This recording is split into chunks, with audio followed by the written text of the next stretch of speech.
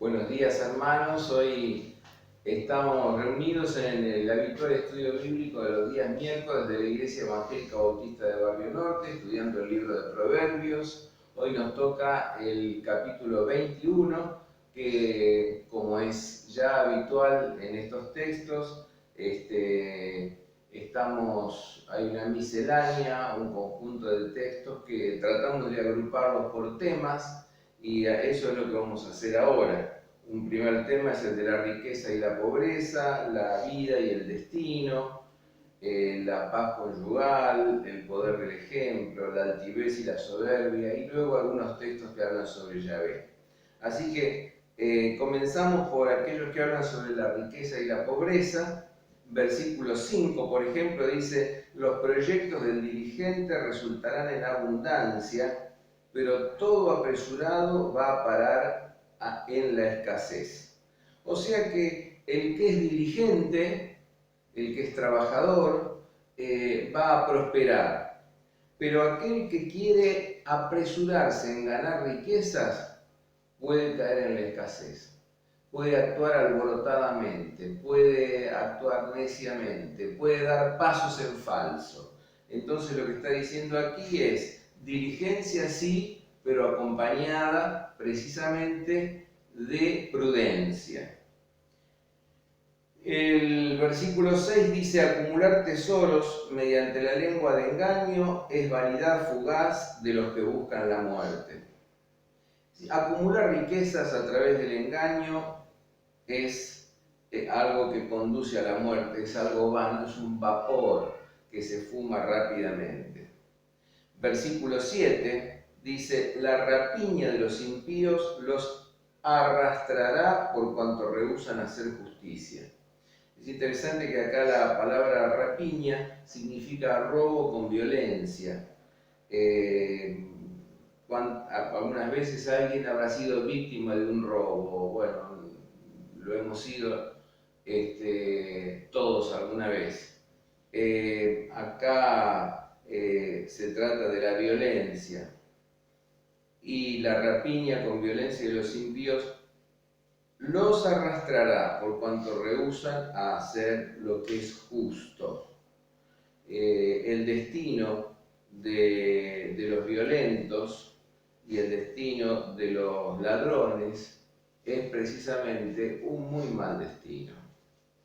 El versículo 13 dice: el que cierra su oído al clamor del pobre, también clamará y no se le responderá.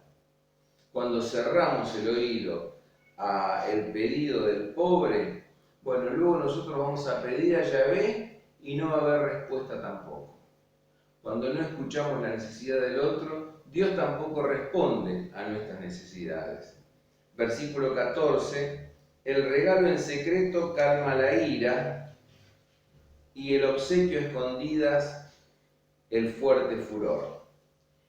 El regalo en secreto calma la ira, y el obsequio a escondidas el fuerte furor. Aquí hay los comentaristas, los intérpretes se dividen. Algunos piensan que se está refiriendo al soborno, ¿no? El soborno en secreto calma la ira de los jueces o de las palabras de las autoridades que tienen que tomar decisiones, y el obsequio a escondidas el fuerte furor, lo cual no implicaría más que una situación de hecho. El soborno se ve que era algo que existía. Otros piensan más bien en la actitud generosa de regalar algo a alguien que está por algún motivo ofendido o enojado, ¿no es cierto? Y bueno, pero algunos lo relacionan más con regalos hechos con buena intención.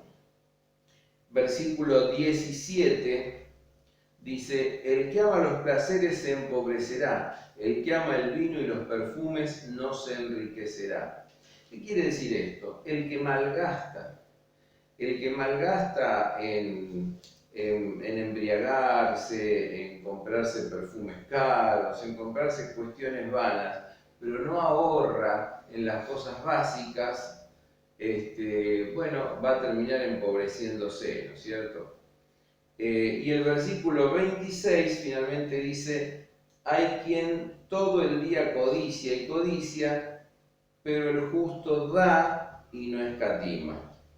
Está el que codicia, el que anhela el bien ajeno, pero está el justo, que es el que da generosamente. La actitud hacia el dinero es siempre una actitud generosa cuando es una actitud ética en el libro de Proverbios.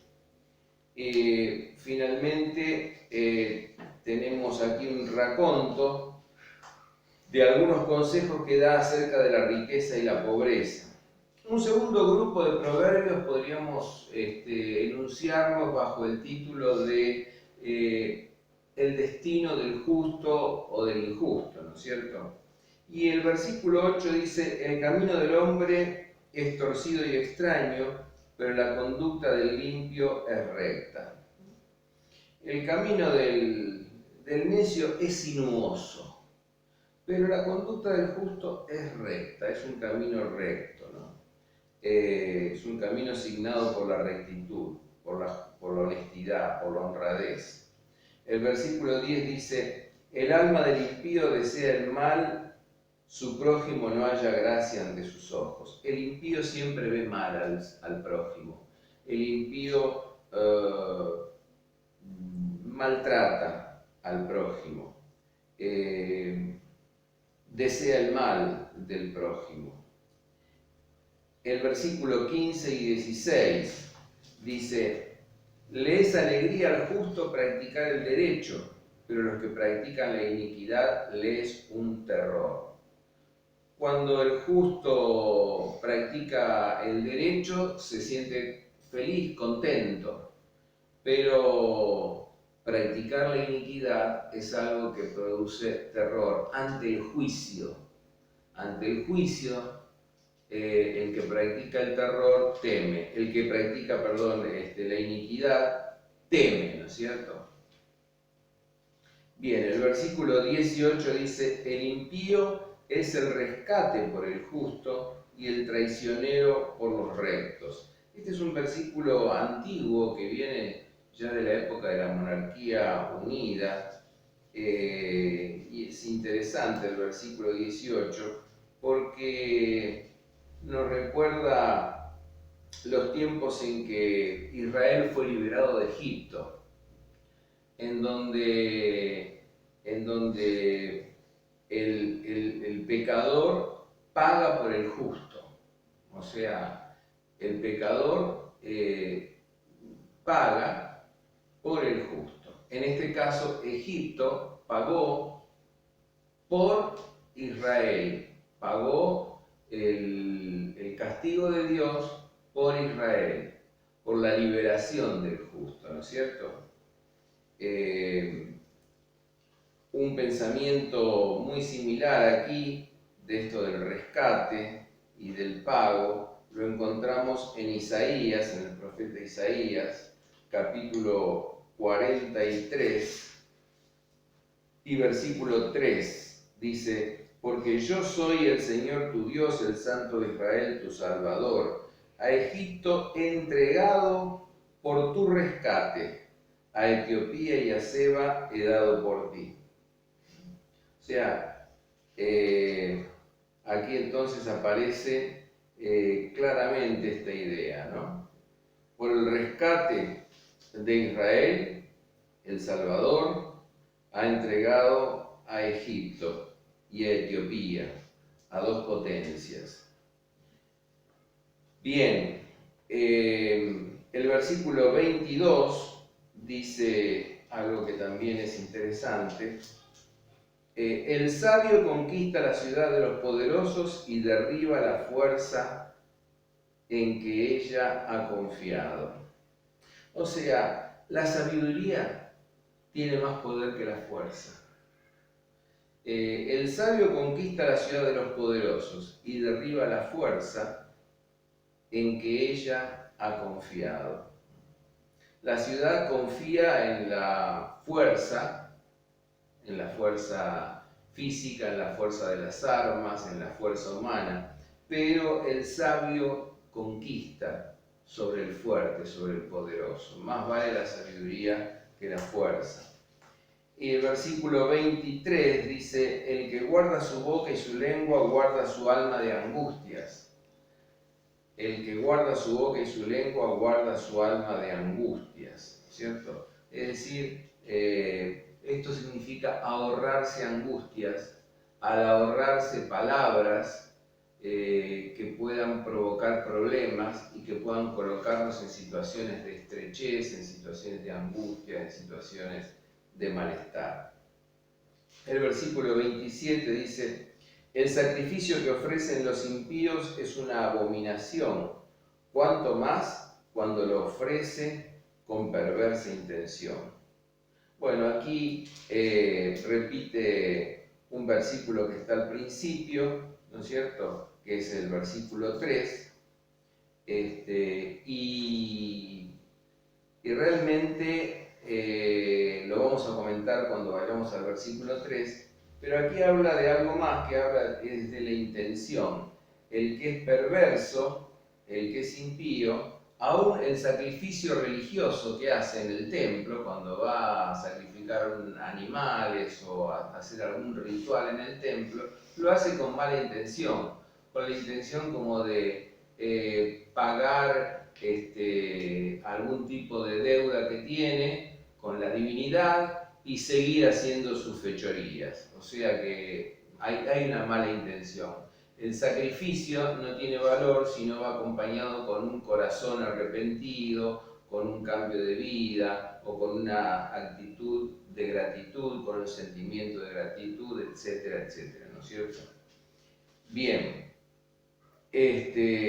Luego entonces vemos versículo 27 y el 25 dice, el deseo del perezoso lo mata porque sus manos rehúsan trabajar. Esa es una humorada, ¿no? El deseo del perezoso lo mata porque el deseo del perezoso es comer y dormir. Y sus manos rehúsan trabajar. O sea, el final del perezoso es un final lamentable. Dos versículos que nos hablan acerca de la paz conyugal, ¿no? Y dice, mejor es vivir en un rincón de la azotea que compartir una casa con una mujer rencillosa. Si en la azotea había construida alguna pequeña casilla o no, es lo que menos importa acá. La idea del texto, del versículo, es que mejor es estar solo en una azotea que estar con una mujer rencillosa, peleadora, que maltrata, que falta el respeto, etc. Y el versículo 19 dice, mejor es vivir en una tierra desierta que con una mujer rencillosa e iracunda.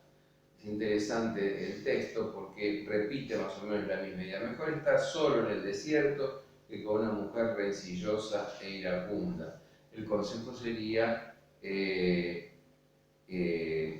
digamos, que cuando contraemos matrimonio sea con una persona con la cual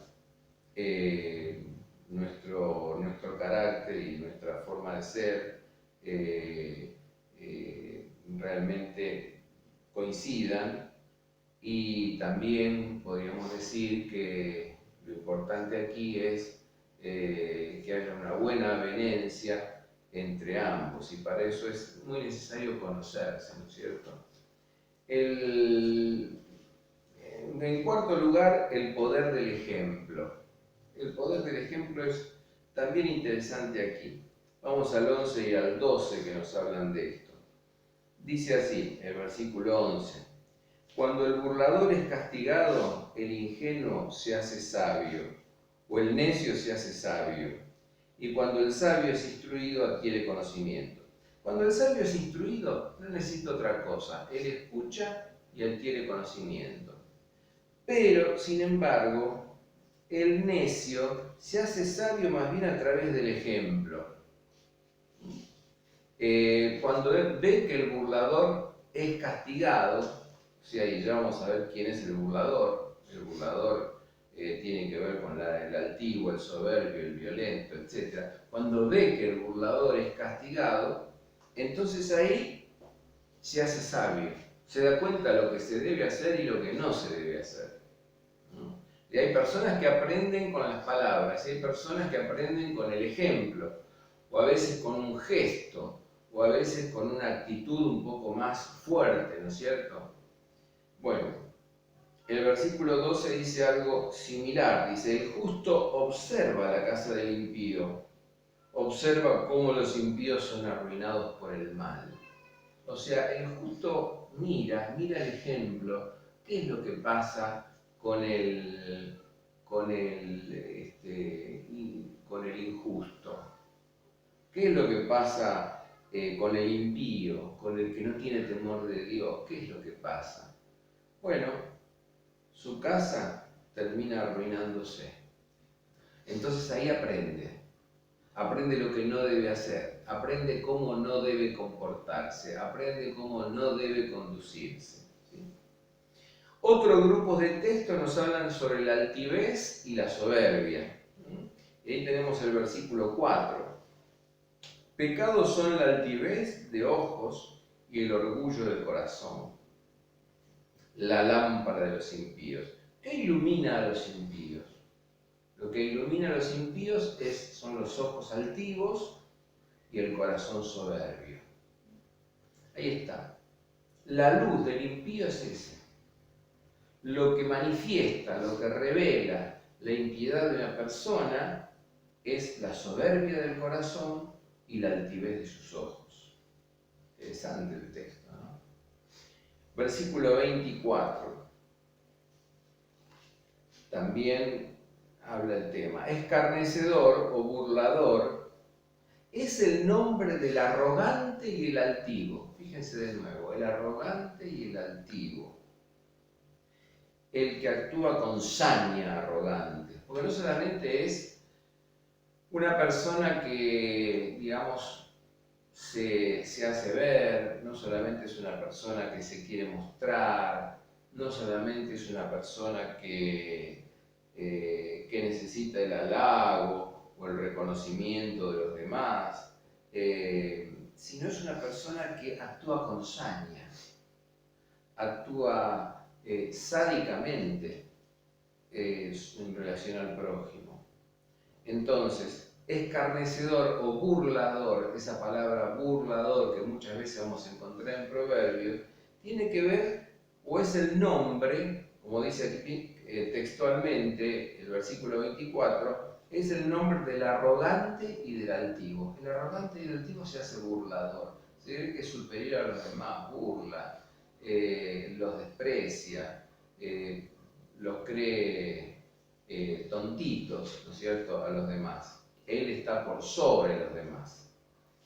Bien, versículo 29 dice: el hombre impío se muestra descarado, pero el recto pone en orden sus caminos.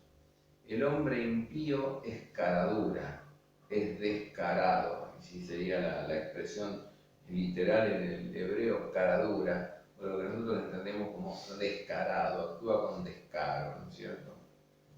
Pero el recto, humildemente, pone en orden sus caminos. Primeramente pone en orden su corazón y luego pone en orden su vida, pone en orden sus situaciones, sus circunstancias, pone en orden su conducta en general, ¿no es cierto?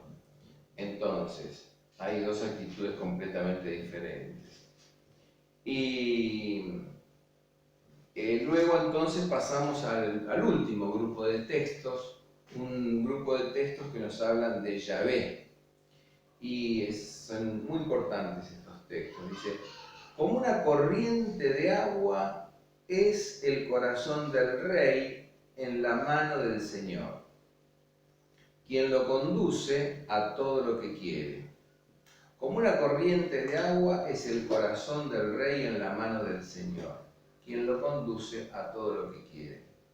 Es decir, cuando existen los canales de riego, hay alguien que es el que conduce, ¿no es cierto?, esos canales de riego, el que los regula, el que les marca una dirección donde tienen que irrigar, donde tienen que regar, ¿no es cierto? Entonces, bueno, así es el Señor con el corazón, del rey cuando éste se pone en sus manos. O sea, cuando un dirigente, cuando una autoridad, cuando alguien que está en una posición de autoridad, se pone en las manos del Señor, bueno, el Señor lo dirige. Y entonces él se convierte en un canal de riego que, digamos, permite que se revitalice toda la vegetación. Fíjense ustedes que dice, el Señor entonces lo conduce a lo que quiere, a lo que el Señor quiere, ¿no es cierto? El versículo 2 dice, todo camino del hombre es recto ante sus ojos, pero es Yahvé el que examina los corazones. Claro, nosotros, los seres humanos, imperfectos como somos, creemos que todos nuestros caminos son rectos, pero el Señor es el que examina el corazón. Importante que es dejarse examinar por Yahvé, dejarse examinar por Dios, porque cuando nosotros nos ponemos en la mano de Dios, cuando nosotros consultamos a Dios en oración, bueno, entonces Dios nos revela aquello que tenemos que hacer. Entonces es muy importante el texto. Todo camino del hombre es recto ante sus ojos, pero Yahvé es el que examina los corazones. El versículo 3 dice, practicar la justicia y el derecho es más aceptable al Señor que el sacrificio. Recordamos Oseas 6:6, misericordia quiero y no sacrificio, conocimiento de Dios más que holocaustos. Los ritos religiosos, los sacrificios de gratitud, sacrificios por el pecado, todos esos sacrificios que se realizaban en el templo de Jerusalén, por ejemplo, no tenían sentido si no van acompañados de la práctica de la justicia y del derecho. Entonces, Dios quiere, más que una vida, vamos a decir así, llena de rituales, una vida éticamente correcta. Una vida de justicia, una vida de misericordia. ¿Y qué es la justicia? Justino Mártir decía, bueno, es dar a cada uno lo que le corresponde. Y en cierto sentido es así. Ahora, claro, ¿qué le corresponde a un prisionero de guerra? ¿Qué le corresponde a un niño? Bueno, la justicia tiene que ser sin preferencia, sin acepción de personas, ¿cierto? Si a un niño se lo consiente más que a otro, se va a inflar y el otro se va a poner mal. Entonces, ser justo es dar a cada uno lo que le corresponde. Ahora, también tenemos, por ejemplo, textos como 1 Corintios 12, en donde a los más débiles, a estos vestimos con más honor, dice el apóstol Pablo. O sea que justicia es dar más al que más lo necesita también. Entonces, tenemos que tener presente esto. Y una cuestión fundamental, tenemos que tener presente que todas las raíces de la palabra justicia, ¿no es cierto?, en el hebreo, se ligan con salvación. La justicia de Dios tiene que ver con la salvación, con la restauración del otro. No solamente del otro como persona, sino del entorno, del contexto en general. Entonces, practicar la justicia, practicar la misericordia es fundamental y es mucho más importante que sacrificios, ¿no es cierto?, con mala intención o rituales que vienen por parte de los impíos. Muy importante es ir al culto, alabar al Señor, orar, cantar canciones, tener la comunión con Dios, vivir en comunión con la iglesia, pero realmente mucho más importante es practicar la justicia todos los días, practicar la misericordia y el amor todos los días, en nuestras relaciones, en nuestra vida cotidiana, ¿cierto? Y bueno, estos textos nos están hablando de lo que le agrada a Yahvé, por eso tan importantes son. Y finalmente los últimos dos textos, 30 y 31, dicen: no hay sabiduría ni entendimiento ni consejo contra el Señor. O sea, no hay ni sabiduría, ni entendimiento, ni consejo que valga contra el Señor. El Señor es mucho mayor que la sabiduría, que el entendimiento y que el consejo humano. La sabiduría, los griegos buscan sabiduría, ¿no es cierto? Y los judíos buscan señales, pero nosotros predicamos a Cristo y a este crucificado, decía el apóstol Pablo cuando escribía a los Corintios, en la primera carta, y les decía, y Cristo es la sabiduría de Dios y es el poder de Dios, ¿cierto? Ahora entonces, realmente contra Dios no prevalece ni el entendimiento, ni la sabiduría, ni el consejo humano. ¿Por qué? Porque Dios es la fuente de la sabiduría humana. Cuando uno quiere hacerse sabio a espaldas de Dios, va camino a la caída. Cuando uno apela a Dios para encontrar sabiduría, entonces está bebiendo de la fuente de la sabiduría. El temor del Señor es la sabiduría y el apartarse del mal la inteligencia, decía claramente los versículos finales del capítulo 28 de Job. Temor del Señor, apartarse del mal, o sea, reverencia a Dios, adoración a Dios y apartarse del mal. Esa es la verdadera sabiduría. El caballo es alistado para el día de la batalla, pero del Señor proviene la victoria. Es decir, el poder humano, que se basa en las armas, en el caballo, en el robo, en la trata de personas, en la venta de drogas, en todo este tipo de cosas, el poder humano llega hasta un punto. Porque finalmente, más allá que el caballo, más allá que las armas y demás, está el poder del Señor. Entonces el Señor es la fuente de la sabiduría y el Señor es la fuente del poder. Vayamos al Señor, dejemos que pongamos nuestro corazón en sus manos para ser nosotros canales de riego, canales de bendición a los demás. Dejemos examinarnos por el Señor. Permitamos que realmente pidámosle a Dios que Él nos dé su sabiduría, su poder y su amor. Y luego entonces vivamos en ese ámbito vital, en esa esfera, en el contacto con nuestro Dios. Y entonces, como añadidura, como consecuencia, llegarán todas las demás cosas. Dios nos bendiga y que ocurra así en nuestra vida. Vamos a orar.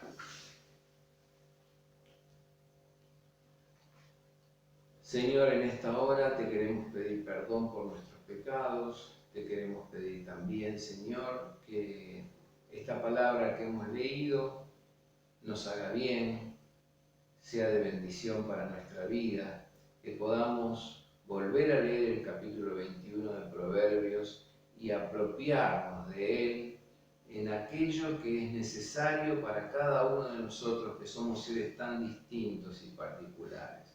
Queremos poner en tus manos nuestro corazón para que tú lo dirijas y tú hagas lo que quieras a través nuestro. Lo pedimos en el nombre de Jesús.